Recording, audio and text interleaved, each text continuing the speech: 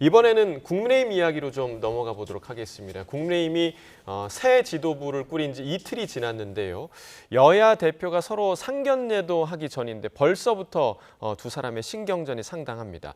어제 정청래 민주당 대표가 장동혁 국민의힘 대표를 향해서 5가지 질문에 답하라 라면서 SNS에 글을 올렸는데요. 오늘 아침 장동혁 대표 이에 대한 답변을 내놨습니다. 들어보겠습니다.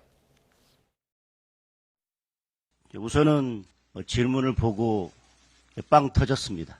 전당대회 거치면서 여러 가지로 피로가 쌓였는데 웃음을 주시고 피로를 풀어주신 데 대해서 감사하게 생각합니다.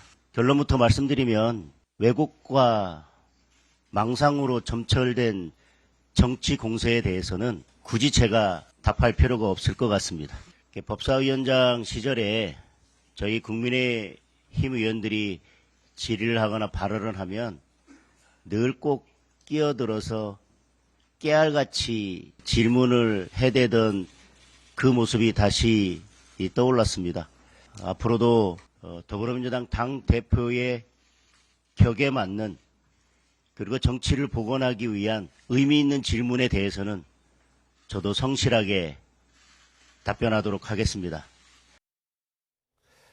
자, 어제 정청래 대표가 5가지 질문을 콕 집어서 던졌는데 이 질문을 던진 이유 어디에 있습니까? 저는 12.3 내란 사태가 벌어진 지 지금 8개월이 넘었는데 이 계엄과 내란에 대해서 국민의힘이 분명한 입장을 취하고 있지 않기 때문에 이러한 질문을 계속 던진다고 봅니다. 이 사실 12.3 내란 사태는 국가 반역에 관한 사항인데 제1야당인 국민의힘이 이것과 관련해서 윤어게인을 외치고 부정선거를 얘기하고 윤석열 전 대통령에게 면회를 가겠다고 하고 이러한 일련의 행동들이 혹시 계엄과 내란을 옹호하는 게 아닌가?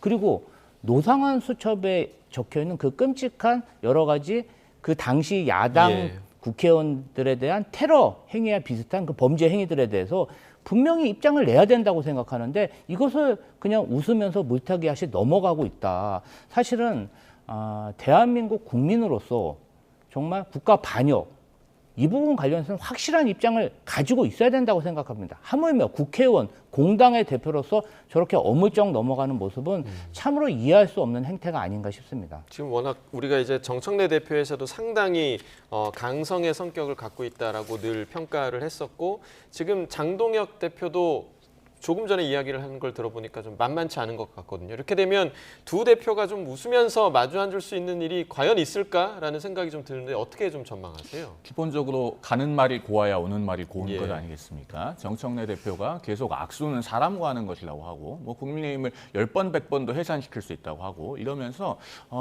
여당 대표로서 내놓아야 될 민생과 경제에 대한 아젠다, 컨텐츠, 비전 이런 것은 하나도 없이 오로지 기승전, 정당 해산 공세만 펼치고 있는 상황에서는 여야 대표가 쉽게 그렇게 웃으면서 마주할 수 있을까? 또 설령 예의를 차려서 웃으면서 마주한다고 하더라도 그것이 얼마나 본질적이고 지속적일 수 있을까에는 상당히 많은 의문이 듭니다. 그렇기 때문에 이 지점에서 지적해야 될 것은 자, 평론에서 우리가 어떤 것이 드러나 있는 것을 말씀드리는 것 외에도 어떤 것이 보이지 않는가를 말씀드리는 것도 대단히 중요하거든요. 정청래 대표의 언어에는 민생, 경제에 대한 본인의 비전과 컨텐츠가 없습니다. 그런데 그것이 가장 집권여당 대표로서 중요한 일이거든요.